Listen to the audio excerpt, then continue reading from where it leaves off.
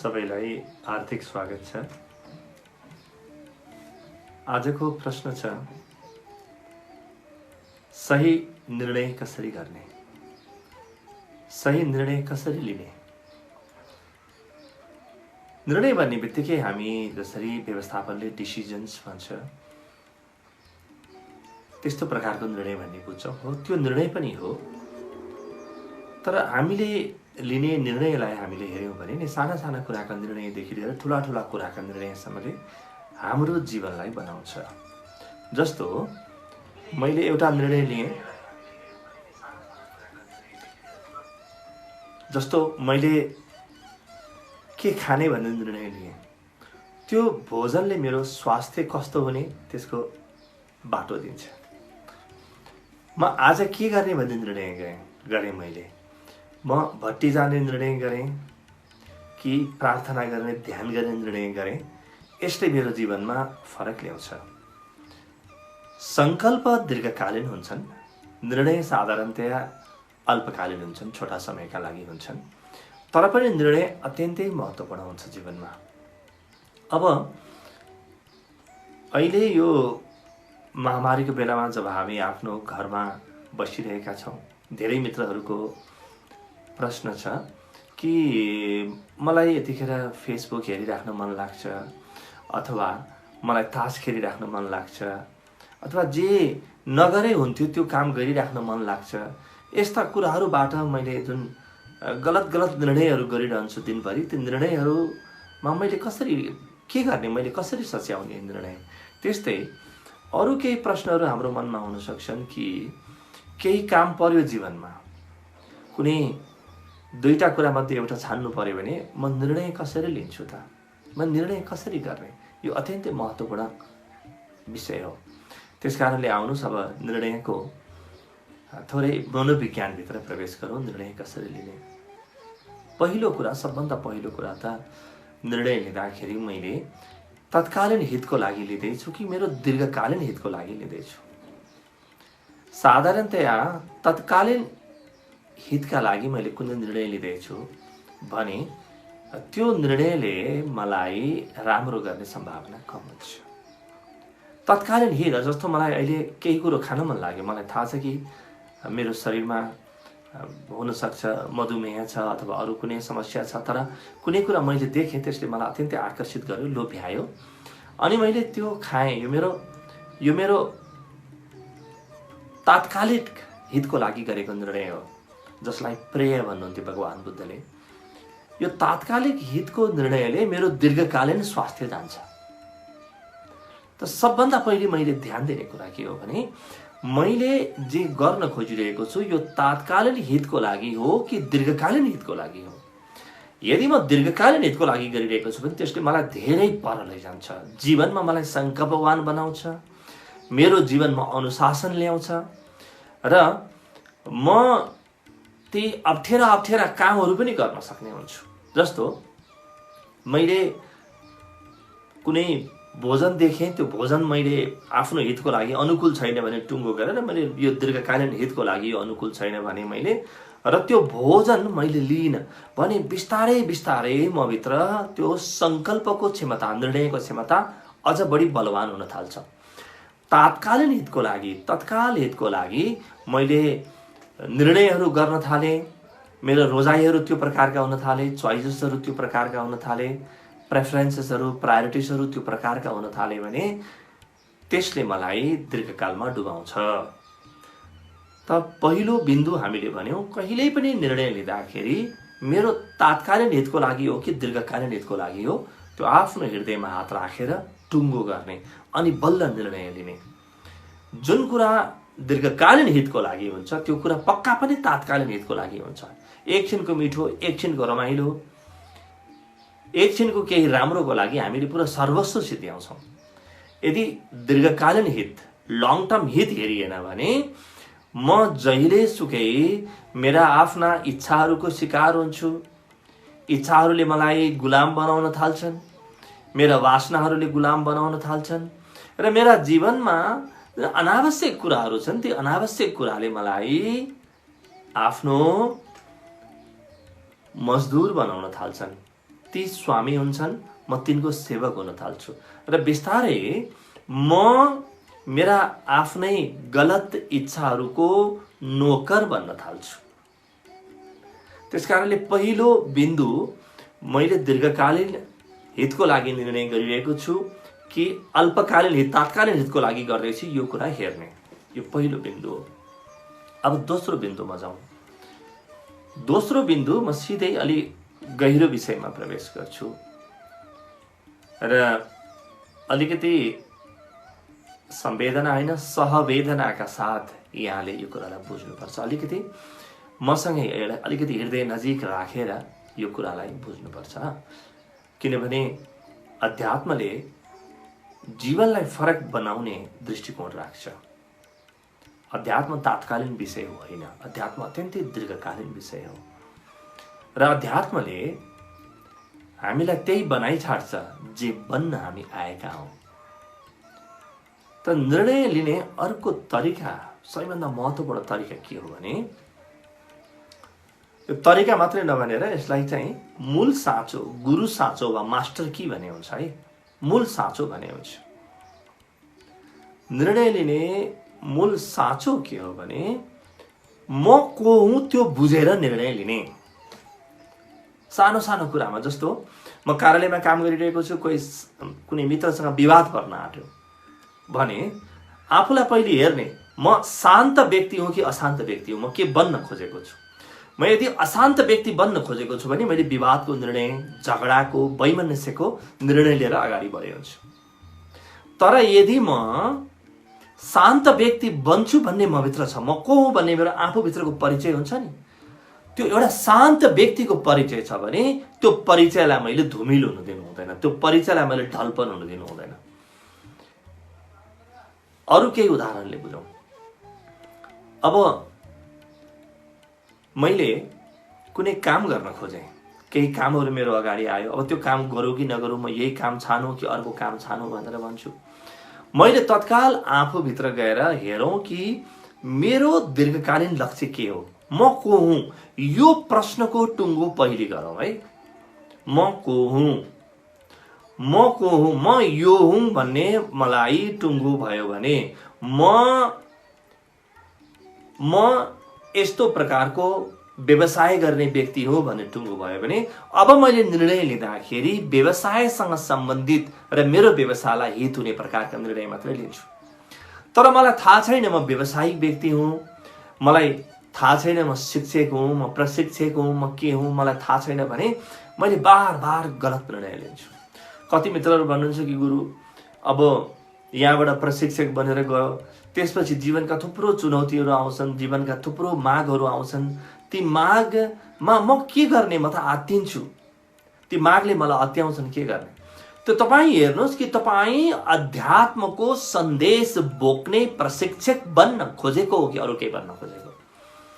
तपाईँ यदि ईश्वरको यो जुन विराट ज्ञान छ, जुन ज्ञानमा हरेक व्यक्तिले प्रेम, हरेक व्यक्तिले आनन्द पाउँछ, यदि त्यो बाँड्न तपाईँ आफ्नो जीवनको मुख्य लक्ष्य बनाउनु भएको छ, त्यो बाँड्ने भने अब तपाईँले एकछिन विचार गर्नुहोस् कि म यो अध्यात्मको मूल ज्ञानको, मौलिक ज्ञानको म प्रशिक्षक बन्दैछु, म प्रशिक्षक हुँ भन्ने तपाईँभित्र आयो भने त्यो प्रशिक्षक हुनका लागि जे कुराले मद्दत गर्छन् त्यसको पक्षमा निर्णय लिने र प्रशिक्षक बन्ने बाटोमा जुन जुन कुराहरू बाधा हुन सक्छन्, जुन जुन कुराहरू तगारा हुन सक्छन्, त्यो निर्णय कहिले पनि नलिने, अत्यन्तै ध्यान दिने।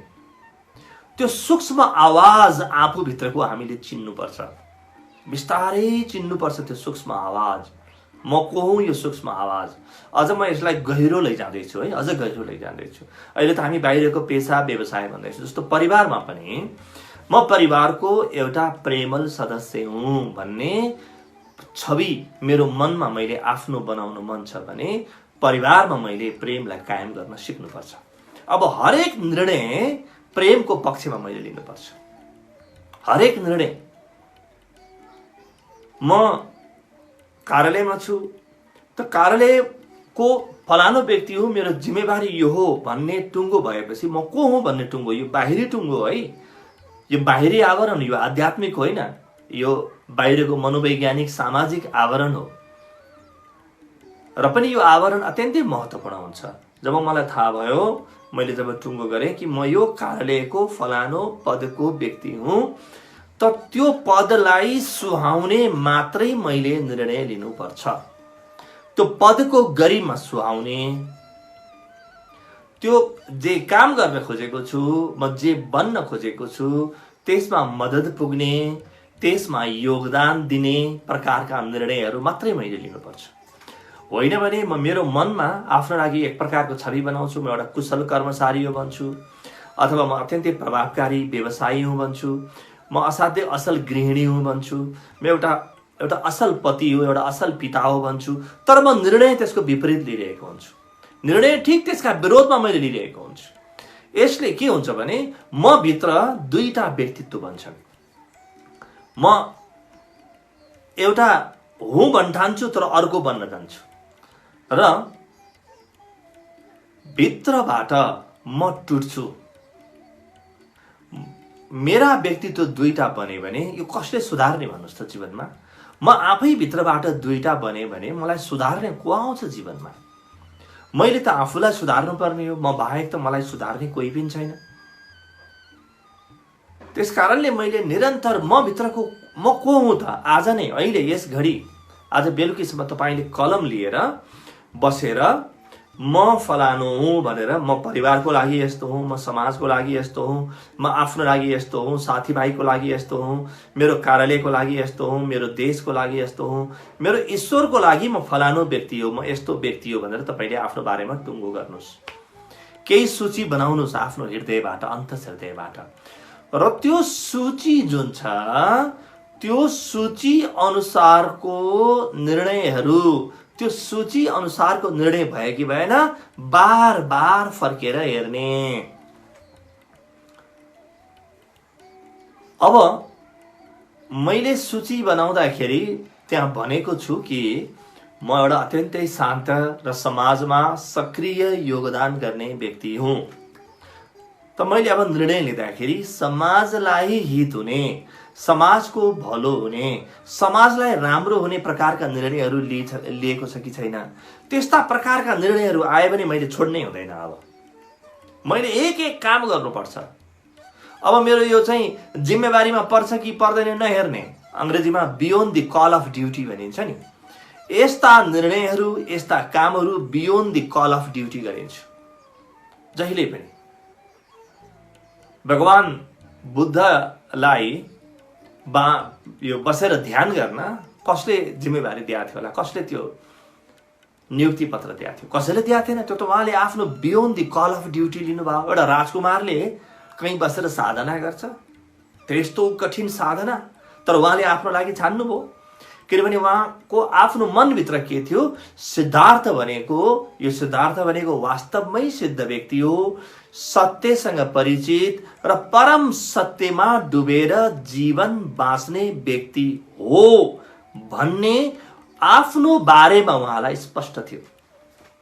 त्यो जुन कुरा मनभित्र स्पष्ट छ, त्यो पुरा हुन 10 वर्ष, 15 वर्ष, 20 वर्ष, 30 वर्ष लाग्न सक्छ, तर आफ्नो बारेमा केही छाप हुन्छ नि भित्र, त्यो छापको अनुकूल निर्णय लिने। हामी यो भनिरहेका छौँ कि म जे बन्न खोजेको छु त्यसको अनुकूल मैले निर्णय लिने हो, त्यसको प्रतिकूल कहीँ पनि कदम मेरा नजाउन्।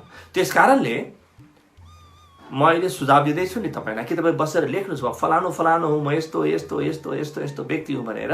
धेरै लामा लामा गाथा होइन, केही बुँदा, छोटा छोटा केही बुँदा, परिवारको लागि यस्तो हुँ, कार्यालयको लागि यस्तो हुँ, म ईश्वरको लागि यस्तो हुँ, म समाजको लागि यस्तो हुँ। अब त्यो लेखिसकेपछि आफ्नो हृदयमा बार बार हेर्ने र आज मैले जति पनि निर्णय गरेँ त्यो सम्झेर निर्णय गर्ने। निर्णय गर्दा बार बार निर्णय गर्ने मसँग अवसर आउँछ। यो कुरा छानौँ कि यो कुरा छानौँ, यो खाउँ कि नखाउँ, त्यहाँ जाउँ कि नजाउँ, यो बोलौँ कि नबोलौँ, यो गरौँ कि नगरौँ, यो मान्छेलाई भेटौँ कि नभेटौँ। हजारौं प्रश्नहरू मेरो मनमा आउँछन्। त्यो प्रश्नको उत्तर कहाँ छ? प्रश्नको उत्तर त्यो सूचीमा छ। एकदम सजिलो हुन्छ त्यो सूची बनाएर अगाडि बढ्यो भने। कुनै दिन मलाई लाग्यो कि म यस्तो बन्न खोजेको होइन भने मेरो सूचीलाई परिवर्तन गरिदिउँ न। निर्णय परिवर्तन, निर्णय चाहिँ जहाँको त्यही होस्, सूचीलाई हेरेर निर्णय होस्। त्यो सूची लामो हुनु हुँदैन, 4-5 बुँदाको सूची होस्, याद गर्न सजिलो होस्, अमल गर्न सजिलो होस्, खल्तीमा राखेर हिँड्न सजिलो होस्, तपाईँको बैठक कोठामा सजाउन सजिलो होस्, तपाईँको चाहिँ शयन कक्षमा राख्न सजिलो होस्। यति गऱ्यौँ भने बाहिरी जीवनका र यो जुन व्यावसायिक जीवन छ, पारिवारिक जीवन छ, सामाजिक जीवन छ, यसका मूल निर्णयहरू आफ्नो बाटोमा आउन थाल्छन्। अब गलत निर्णय हुन सक्ने सम्भावना कम हुन्छ र यसरी गरेका निर्णयहरू अघि हामीले जुन भनेका थियौँ नि, दीर्घकालको हितका लागि, दीर्घकालीन हितका लागि यी निर्णयहरू हुन्छन्, अल्पकालीन हितका लागि यी निर्णयहरू हुँदैनन्। अब निरन्तर मैले प्रगति गर्न थाल्छु र मेरो आत्मविश्वास पनि बढ्छ, ममा सात्विकता बढ्छ, सत्वगुण बढ्छ।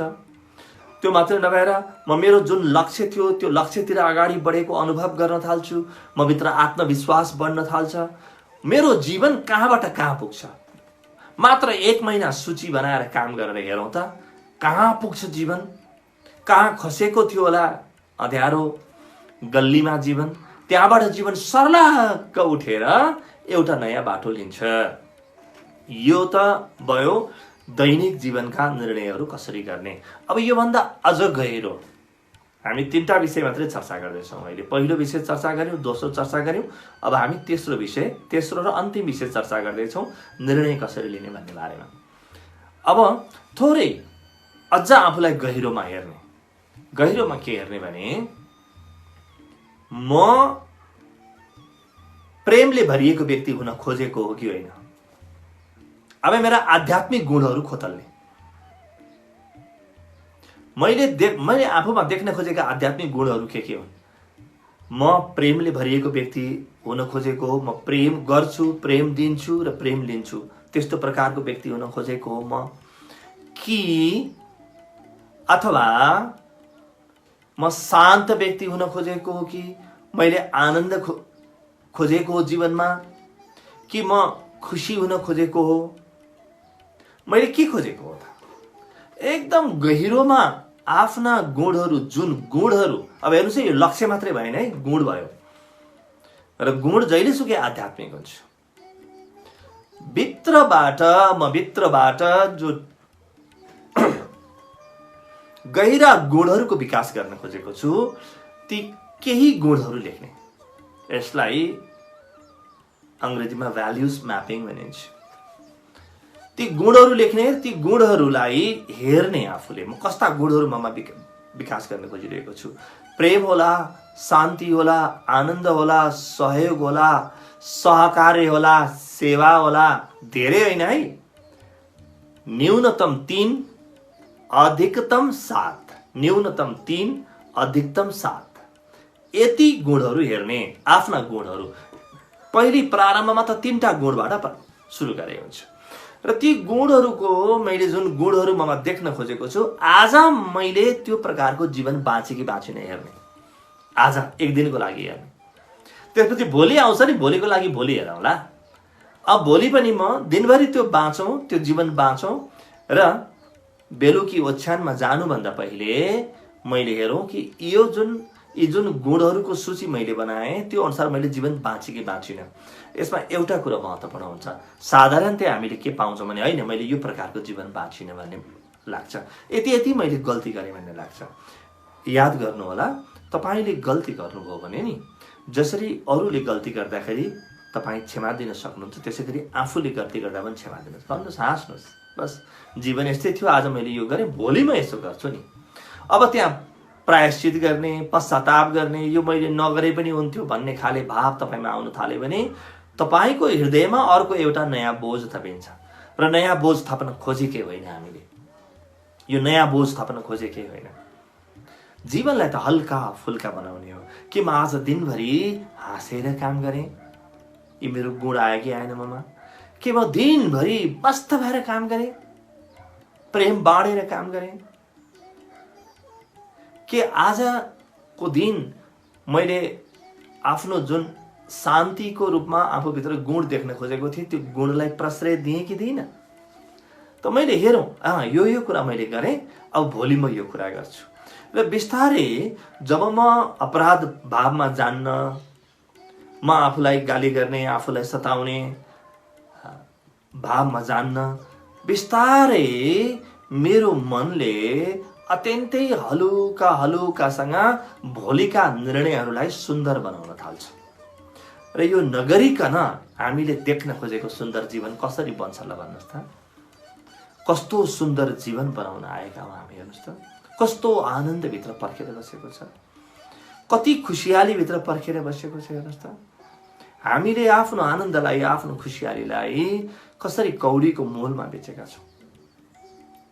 सानो एउटा कुरा चित्त बुझेन त हामी वर्षौं झगडा गरेर बस्छौँ त्यो व्यक्तिसँग, जो आफ्नो हो, प्यारो हो, उसँग हामी झगडा गरेर बस्छौँ। एउटा कुरा चित्त बुझेन नि, तत्काल गरेर त्यसलाई सिधाइदिए त हुन्थ्यो नि। किन बोकेर हिँड्छौँ?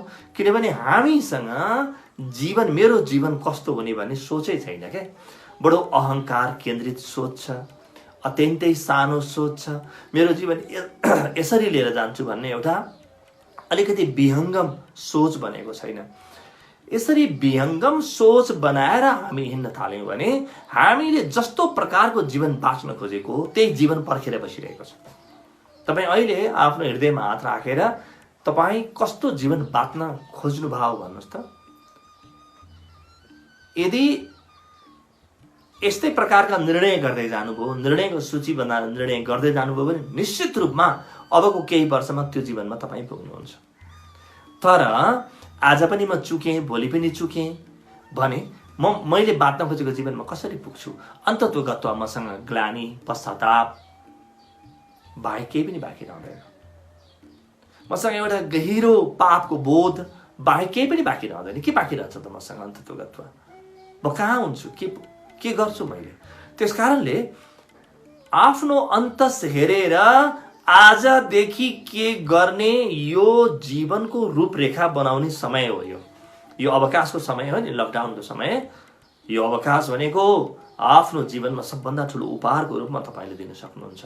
त्यसको लागि यो समयलाई बनाउनुहोस्, सबभन्दा ठुलो समयको रूपमा यसलाई प्रयोग गर्नुहोस्। अहिले चिन्तित हुने, तनावमा जाने समय होइन यो। तनावले, चिन्ताले, अशान्तिले आजसम्म कुनै पनि समस्याको हल गरेको छैन।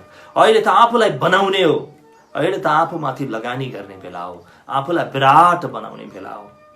र यही विराट बनाउने क्रममा अब हामीले सही निर्णय कसरी गर्ने भन्ने कुरा गर्यौँ। अब आउनुहोस् केही सामूहिक सही निर्णयको एउटा बाटो म यहाँलाई बताउँछु। अहिले जुन यो महामारी फैलिरहेको छ, यसमा हामीले निर्णय के गर्ने त? हामी नेपाली समाज, हामीले निर्णय के गर्ने? जीवन विज्ञानका कार्यक्रमहरू बिहान बिहानै चलिरहेका छन्। हामीले एउटा सामूहिक रूपमा केही गरिरहेका छौँ। हरेक दिन बिहान विश्व शान्तिको लागि प्रार्थना हुन्छ 6:30 बजे। अरू विभिन्न प्रकारका कार्यक्रमहरू चलिरहेका छन्, सेवाका कार्यक्रमहरू चलिरहेका छन्, यी त छन्। यसको अलावा अब यदि हामीमा धार्मिक चेतना छ, आध्यात्मिक चेतना छ भने हामीले आफ्नो आध्यात्मिक चेतनालाई अन्तरिक्षमा प्रक्षेपण गरिदिनुपर्छ। यो आकाशमा हामीले आफ्नो आध्यात्मिक चेतनालाई प्रक्षेपण गरिदिनुपर्छ। र आध्यात्मिक चेतनाको मूल मन्त्र के हो? मूल मन्त्र हो ओम। सबैभन्दा मूल हो ओम। ओम मन्त्रमा ब्रह्माण्डमा भएका सबै मन्त्रहरू अर्थ छन्। हामीलाई थाहा छ, हामी बार बार प्रयोग गरेर हेरेका छौँ। जीवन विज्ञानमा हामी हजारौं दशौं हजार प्रयोग गरिसकेका छौँ। ती प्रयोगको अनुभव छ, यहाँहरूलाई पनि अनुभव छ आफ्नो जीवनमा। ओम त हामीले जहीँ तहीँ प्रयोग गरेका छौँ। ओम मन्त्रको हामीले सामूहिक उच्चार गर्दैछौँ। कहिले त भन्दा वैशाखको 12, 13 र 14 गते कुन बेला? साँझको 6 बजे। साँझको 6 बजे को मिलेर, आफ्ना परिवारका सदस्य मिलेर अरूलाई पनि यो कुरा भन्ने, बुझाउने, आफ्ना परिवारका सदस्य मिलेर। किनभने सामूहिक निर्णय पनि त लिनु पर्यो नि। हामीले व्यक्तिगत निर्णय मात्रै लिएर हुन्छ? सामूहिक निर्णयले समाज बन्छ, देश बन्छ, व्यक्तिगत निर्णयले व्यक्ति बन्छ। त निर्णयको विज्ञान बुझ्दाखेरि सामूहिक निर्णयको विज्ञान पनि बुझ्नुपर्छ। कोठाभित्र होइन, कोठा बाहिर गएर माथि आफ्नो छतमा बस्नुहोस् वा खुला ठाउँमा अरू सबैलाई पनि आह्वान गरौँ र ओमको शक्ति हामीलाई थाहा छ कि हार्वर्ड विश्वविद्यालयको एउटा अनुसन्धानको म बार चर्चा गर्छु नि, जुन अनुसन्धानले भन्छ कि सबैभन्दा शक्तिशाली आवाज साउन्ड जुन छ त्यो ओम हो। यो ब्रह्माण्डभित्र लुकेको आवाज हो। यसले ब्रह्माण्डभित्र रहेका औषधिका शक्तिहरू, हामीलाई शान्त बनाउने शक्ति, हाम्रो एउटा अत्यन्तै सुन्दर, एउटा अत्यन्तै प्रेमल समाज निर्माण गर्ने शक्ति ओमभित्र लुकेको छ। त्यो ओम बीज मन्त्र हो, त्यस कारणले बीज मन्त्र भनिन्छ, किनभने त्यहाँभित्र लुकेको छ सबै। ओमभित्र सबै लुकेको छ, त्यो बिउ हो। सामूहिक ओमकार गर्छौँ हामी वैशाखको 12, 13 र 14 गते। समय साँझ 6 बजे। अब तपाईँले सोध्नु होला कति बेरको लागि? मात्र 5 मिनटको लागि। किन 5 मिनटको लागि भने यो बेलामा शान्त हुनुपर्ने। महामारीहरू, रोगहरू कहाँबाट आउँछन् त भन्दा पञ्चतत्व बिग्रियो भने हो। शरीरमा पञ्चतत्व, प्रकृतिको हिसाबले पञ्चमहाभूत। पञ्चमहाभूत के हो? जल, पृथ्वी, आकाश, वायु, अग्नि। यी 5वटा जो मित्रहरूले चक्र विज्ञान गर्नुभएको छ, जीवन विज्ञानको, उहाँलाई राम्रोसँग थाहा छ। यसमा बार प्रयोग पनि गर्नुभएको छ। यी पञ्चतत्व व्यक्तिको जीवनमा बिग्रियो भने रोग लाग्छ, पञ्चतत्वको सन्तुलन बिग्रियो भने रोग लाग्छ, र प्रकृतिमा यी पञ्चमहाभूतको सन्तुलन बिग्रियो भने पुरै प्रकृति र पुरै एउटा युग नै महामारीमा, अशान्तिमा, युद्धमा फस्न जान्छ, जस्तो हाल अहिले भएको छ। र आध्यात्मिक चेतना भएका व्यक्तिहरूले यो कुरा राम्रोसँग बुझ्नु भएको छ कि आजको समस्या यो पञ्चमहाभूतको असन्तुलनको समस्या हो। रोग व्याधि त्यहाँबाट जन्मिन्छन्, सारा रोगहरू त्यहाँबाट आउँछन्, पञ्चमहाभूतको असन्तुलनबाट। त्यसकारणले हामी 5 मिनटको लागि सामूहिक ओमकारको उच्चार गर्दैछौँ। यो सूचनाहरू आउँछन्, जीवन विज्ञानका सामाजिक सञ्जालमा आउँछन्, यहाँले पनि गर्नुहोला। अरू धेरै संस्थाहरूलाई पनि यसमा हामीले सहभागी गराउँ, किनभने यो सामूहिक हितको कुरा हो। यो कुनै जीवन विज्ञानको भन्ने कुरो होइन। यो ओम त सबैको हो त, यो त ब्रह्माण्डीय ध्वनि हो, यो त साक्षात जगदीश्वरको, परमेश्वरको। र यो 3 दिनले हामीले आफूभित्रको आध्यात्मिक ऊर्जा 2 गुणा बनाउन सक्छौँ। यदि हामीले यो विश्व शान्तिमा यहाँ भइरहेका नराम्रा समस्या जति पनि छन् तिनलाई समाधान गर्न आफ्नो योगदान गऱ्यौँ, आध्यात्मिक रूपमा हाम्रो योगदान गऱ्यौँ भने हामी कहाँ पुगौँ ल भन्नुहोस् त? समाज नै नयाँ बन्छ। हेर्नुहोस्, हाम्रो चेतना नै नयाँ बन्छ। व्यक्ति मात्रै होइन, हामी व्यक्ति ठिक भयो रे त के समाजमा हाम्रो समस्या छैन, देशमा समस्या छैन? यसलाई समाधान गर्ने कहिले हो? यही बेला त हो नि। यसले फुर्सद भएको बेलामा हामीले काम गर्ने हो। त वैशाख 12 गते भन्दा अगाडि निजी साधना गरौँ, सामूहिक साधना गरौँ, जे गर्ने हो गरौँ। र वैशाख 12, 13 र 14 त्यस दिन पनि दिनभरि जति साधना गर्न मन लाग्छ गर्ने, साँझ 6 बजे सामूहिक ओमकारको उच्चार गर्ने, मात्र 5 मिनटको लागि। र यी तस्बिरहरू हामी लियौँ, त्यसपछि सार्वजनिक गरिदिउँ, सबैलाई लागोस्। किनभने सार्वजनिक गर्ने भनेको देखाउनको लागि होइन।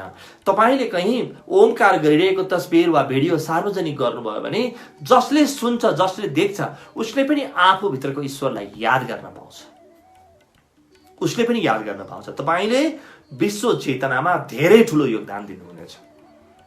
र यो समय बाँकी छ, 23 दिनसम्म हामी धेरैलाई जगाउँ। यो सनातन धर्मको पद्धतिले, यो हाम्रो अध्यात्म विज्ञानले हामीलाई के सिकाएको छ त? हामीलाई सिकाएको छ ओमकारको मन्त्र। हाम्रा गुरुहरूले हामीलाई के दिएका छन्, प्रज्ञा पुरुषहरूले के दिएका छन्? यही दिएका छन्। यसैलाई हामीले बाँड्ने हो र मुख्य साधन यही हो। र यो ओमकारको सामूहिक उच्चार कसरी गर्ने? छोटो अहिलेसँगै बसेर गरौँ। यसबाट हामीले अनुभव पनि पाउँछौँ र आगामी श्रृङ्खलाहरूमा पनि यो सामूहिक उच्चार कसरी गर्ने यस विषयमा हामी अरू पनि चर्चा गर्दै जान्छौँ। किनभने यही मौका लिएर हामीले हाम्रा दाजुभाइ दिदीबहिनीहरूलाई, बुवाआमाहरूलाई ओमकारको सही उच्चार के हो त्यो पनि सिकाउँछौँ। अब कसरी गर्ने सँगै गरौँ ल। केही बेरको लागि मेरुदण्ड सिधा राखौँ, ढाड सिधा राखेर बसौँ। ढाड, गर्दन अनि शिर सिधा। यदि हामी सामूहिक उच्चार गर्दैछौँ भने सकेसम्म गोलो परेर बसौँ अथवा अर्धचन्द्राकारमा बसेर गर्ने है, अर्धचन्द्राकारमा बसेर गर्ने वा गोलो बनेर बसेर गर्ने। यो दुईटा विधि गर्ने, छरपष्ट भएर होइन है, छरपष्ट भएर सामूहिक गर्नु त्यसको अर्थ केही पनि हुँदैन। त्यो जुन विशाल प्रवाह निस्किनुपर्छ त्यो प्रवाह आउनको लागि चाहिँ कि गोलो वृत्तमा कि अर्धचन्द्राकारमा बस्ने र कसरी गर्ने, आँखा बन्द गर्यौँ, ज्ञान मुद्रामा राखे हुन्छ हातलाई। अब नअतालिकन बडो धैर्यका साथ र सँगै उच्चार गर्ने। ल अहिले पनि यहाँले मसँगै उच्चार गर्न सक्नुहुन्छ। ल पहिले लामो श्वास लियौँ हामीले, यसरी लामो लिँदा पनि पुरै लामो लिने है, अनि श्वास छोड्दाखेरि ओमको उच्चार गर्छौँ। कति उच्चार गर्ने त भन्दा सकिन्जेल पुरै अन्तिम श्वासको थोपा बचिन्जेल गर्ने, ताकि म खाली हूँ। मेरो लागि ध्यान, विश्वका लागि शान्ति। यस्तो गजब चिज हो यो, मेरो लागि ध्यान र विश्वका लागि शान्ति। आँखा बन्द, लामो श्वास लियौँ। अब सुरु गरौँ।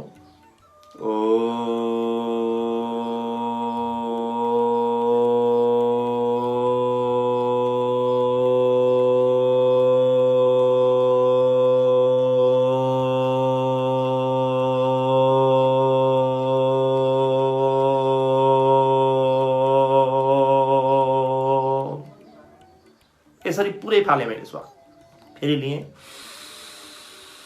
विश्व शान्तिको कामना सहितै सबैसँग जोडिएर सबका भित्र ओम छ।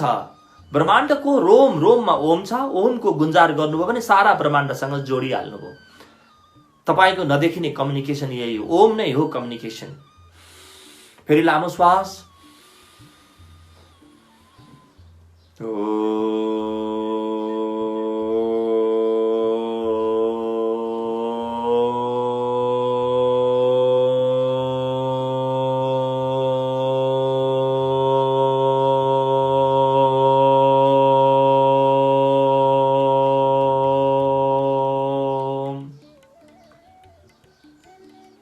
विश्व शान्तिको कामना सहित बन्द आँखाले दुवै आँखी भाउको बीचमा हेर्ने।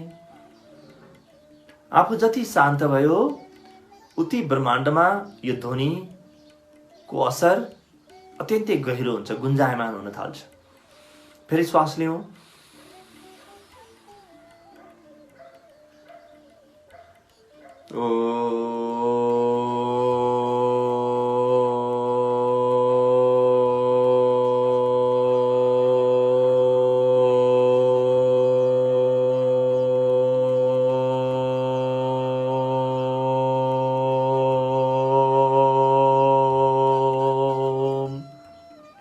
यसरी गर्नुहोस् त एकछिन। नियम के हो? पुरै श्वास लिने र छोड्दाखेरि पुरै नै श्वास छोड्ने, पुरै श्वास लिने र छोड्दाखेरि पुरै श्वास छोड्ने र पुरै सम्पूर्ण ब्रह्माण्ड शान्त भइरहेको। पञ्चमहाभूत, यहाँको जल, यहाँको पृथ्वी, यहाँको आकाश जुन हाम्रो साझा सम्पत्ति हो। आकाश दुईटा छैनन्, एउटै छ। प्राणीहरू एक छन्, ईश्वर एक छ, सत्य एक छ। एक वायु छ, एक अग्नि छ, एक प्रकाश, एक सूर्य। सबै शान्त भइरहेको अनुभवका साथ गर्ने। फेरि एकपटक दोहोऱ्याउँ ल। लामो श्वास लियौँ।